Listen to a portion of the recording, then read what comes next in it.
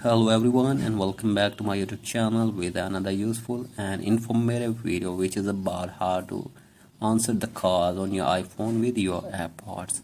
So guys, if you are connected to your AirPods on your iPhone and you want to answer or pick your calls, here I will show you how can you do that.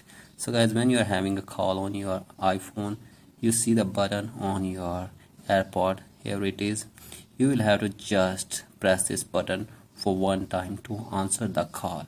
So as when you are having the call, you can just press this button for one time to answer the call. So as when you are done, you can double click this button to disconnect the call. So guys, you can attend the call from this button by pressing for one time, and you can also disconnect the call for pressing two times this button.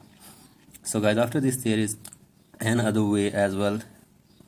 So guys, the other way is that you can simply ask Siri to attend the call for you when you are connected to your AirPods. So guys, simply ask Siri to attend the call for you. So guys, after this you are done and you want to disconnect the call, you can also ask Siri to disconnect your call. So guys, Siri can attend your call for you and also can answer your call as well. So guys, that's it for today's video.